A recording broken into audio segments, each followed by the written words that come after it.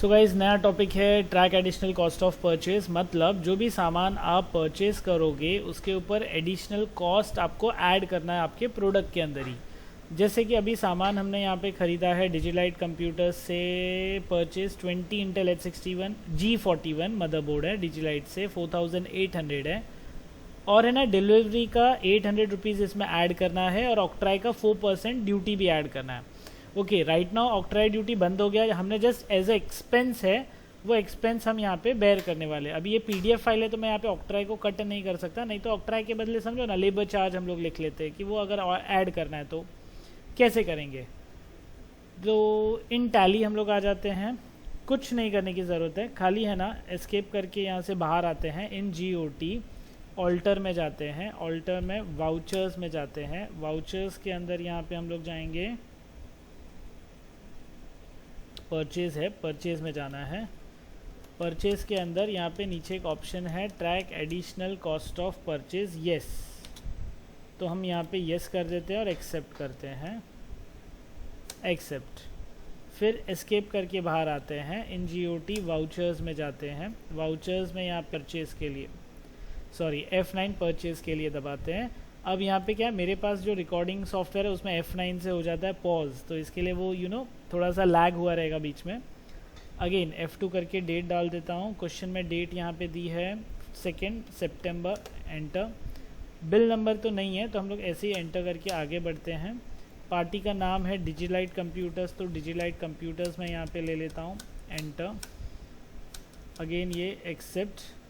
Purchase laser में यहाँ पे परचेज़ लेजर ले लेता हूँ। नेम ऑफ आइटम में यहाँ पे 20 इंटेल G41 है, ओके, तो यहाँ पे इंटेल G41 मेन लोकेशन ले लेता हूँ, मेन लोकेशन। क्वांटिटी यहाँ पे डाल देता हूँ, कितनी क्वांटिटी है, G41 मदरबोर्ड है, ओके ठीक है, 20 पीस के ना, 20, रेट है 4800, एक्सेप्ट। अब ये हो गया एक। अब यहाँ पे समझो अब इसमें ऑक्ट्राई आपको डालना है, डिलीवरी चार्जेस डालना है, तो आप यहाँ पे क्या करोगे, Alt+C और यहाँ पे डिलीवरी चार्जेस क्रिएट करेंगे। डिलीवरी चार्जेस अंडर किसके आएगा, देखो गाइज आगे मैं मैन्युफैक्चरिंग भी आपको सिखाने वाला हूँ, तो ये इसको हम अभी से डायरेक्ट एक्सपेंस में डालते हैं। Delivery charges direct expense accept, और यहाँ पे मैं डाल देता हूँ, यहाँ कितना है 800 रुपीज़, ओके। अब ये रेट में है तो रेट में क्या होगा, परसेंटेज आएगा, परसेंटेज में एंटर करता हूँ, यहाँ पे 800 डाल देता हूँ, एक्सेप्ट। फिर अगेन यहाँ पे Alt+C करता हूँ और डिलीवरी चार्जेस यहाँ पे डाल देता हूँ, OCTROI ऑक्ट्राई ड्यूटी, एंटर। और यहाँ पे वापस से मैं डाल देता हूँ direct expense, again enter, type of ledger not applicable और एक्सेप्ट। अब यहाँ पे मैं ऑक्ट्राई डाल देता हूँ 4%, एक्सेप्ट, एक्सेप्ट। सो गाइज देखो टोटल प्रोडक्ट का कॉस्ट क्या हो गया है, 1,06,40, नीचे टोटल आप देख सकते हो। तो अभी ये मेरा इक्विवेलेंटली हर परचेज में ऐड हो गया है प्रोडक्ट में।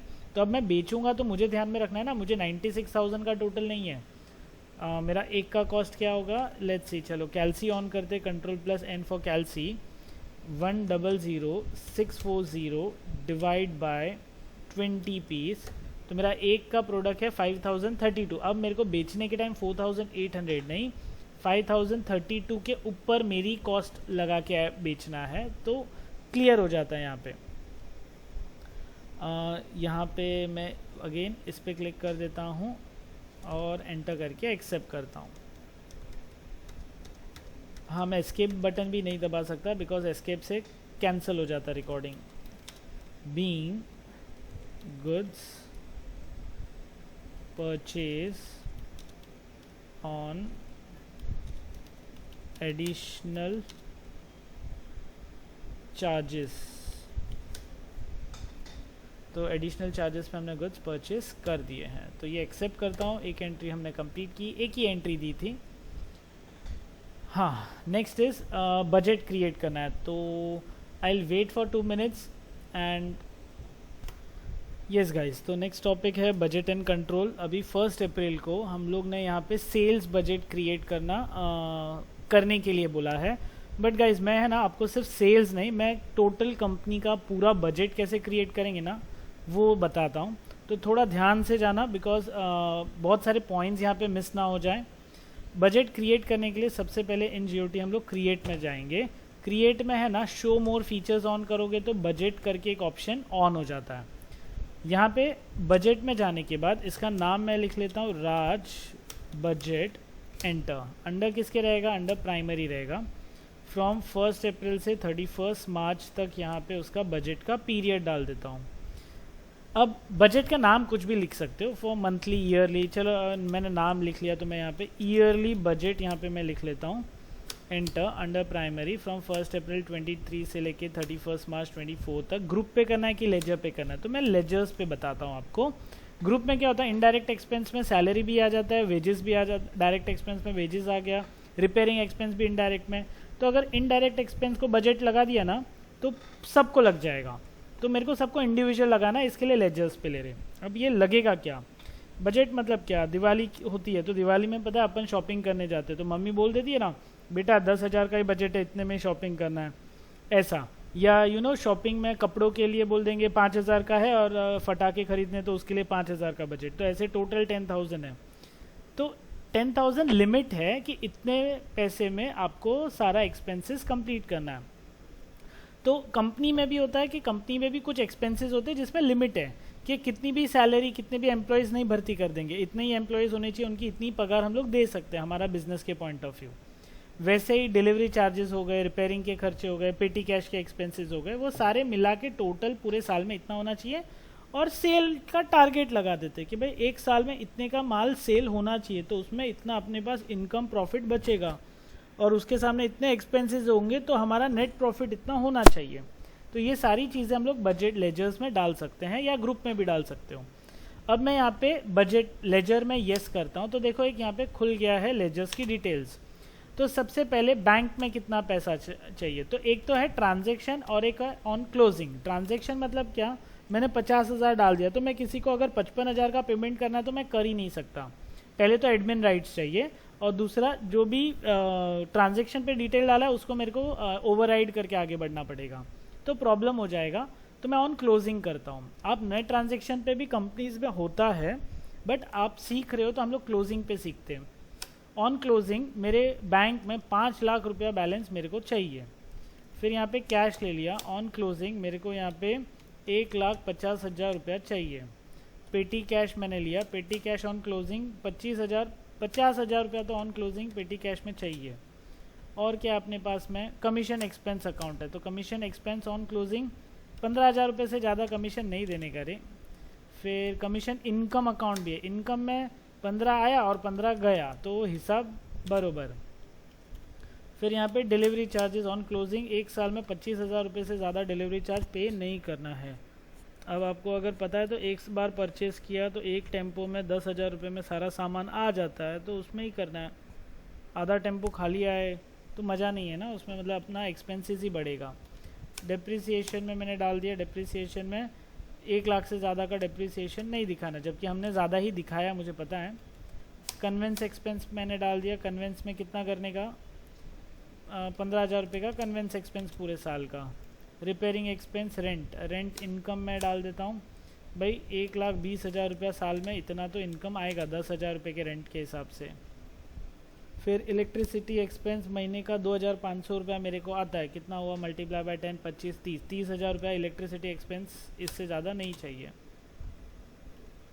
FD है, लोन है। इंटरेस्ट अकाउंट ऑन क्लोजिंग 15,000 रुपये का इंटरेस्ट अकाउंट डाल दिया। सेल्स अकाउंट डाल देते, अभी मेन सैलरी ले लेते, सॉरी पहले सैलरी 1,50,000 रुपये से ज़्यादा नहीं देनी है। फिर सेल्स अकाउंट, पहले परचेज़ ले लेते हैं उसके बाद सेल लेते हैं। ऑन क्लोजिंग परचेज कितना होना चाहिए, देख मैं 5 लाख का परमिशन देता हूँ, 5 लाख का परचेज कर, बट सामने मेरे को सेल्स 10 लाख का चाहिए, तो 5 लाख का परचेज, उसके सामने 10 लाख का सेल्स हो गया आपका। अब यहाँ पे नेक्स्ट है outstanding office premises, profit and loss. Profit and loss on closing 1 lakh रुपया तो प्रॉफिट नेट में चाहिए ही चाहिए। वेजेस दे दिया ऑन क्लोजिंग 15,000 रुपया wages. Telephone expenses on closing 15,000 रुपये टेलीफोन एक्सपेंस, ये साल का है, हाँ पूरे साल का हम लोग कैलकुलेशन डाल रहे हैं। स्टाफ वेलफेयर एक्सपेंस 50,000 रुपये से ज़्यादा पूरे साल में स्टाफ के ऊपर खर्चा करने का नहीं, और जिसमें सब कुछ आ गया, ठीक है, चाय कॉफ़ी पानी सब यही अकाउंट से हम लोग दे रहे हैं। ओके, बेसिक्स मैंने सारे ले लिए हैं, और ज़्यादा अगर किसी पार्टी पे भी आप प्रोविज़न लगाना चाहते हो तो कर सकते हो, बट अभी मैं यहाँ पे एंड ऑफ लिस्ट ही करना चाहूँगा। You know I am done with the, बहुत लेजर ले लिया अपन ने, अब एंड ऑफ लिस्ट यहाँ पे कर देता हूँ। आपको चाहिए तो आप स्क्रीनशॉट ले सकते हो राइट नाउ।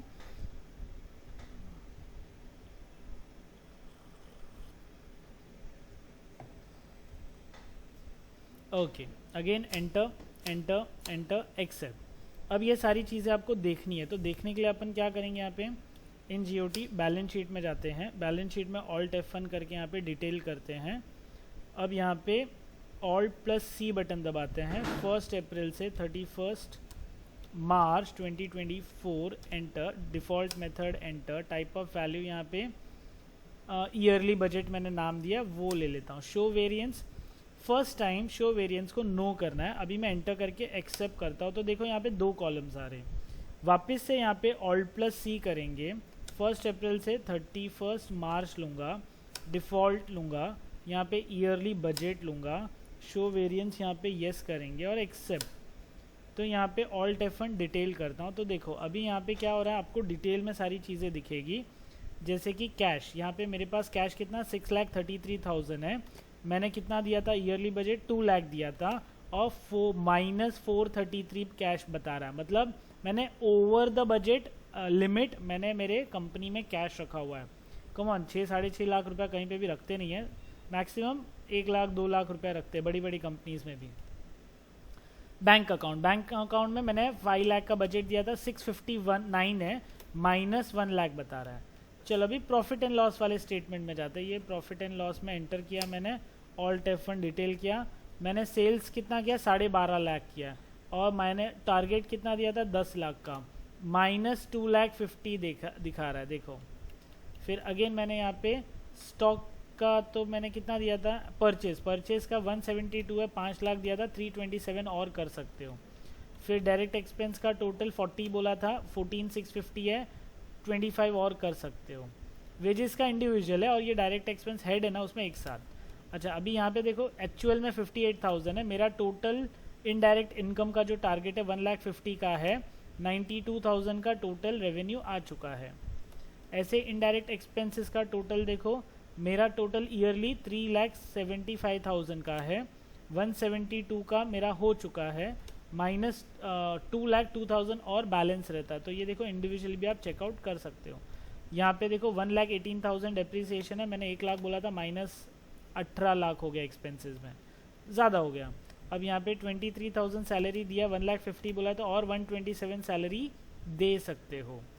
तो यही बजट है मेरे। अभी net profit point of view देखो, यहाँ पे 75,975 हुआ, मेरा 235 होना चाहिए था, 235, तो ये मेरा है ना माइनस में चल रहा है, प्रॉफिट नहीं चल रहा है। तो इसकी वजह से यहाँ पे वो सेम बैलेंस दिखा रहा है कि अभी तक वो टारगेट में कुछ भी चेंजेस हुआ ही नहीं है। सो ये टोटल आपके सारे प्रॉफिट एंड लॉस स्टेटमेंट की डिटेल्स।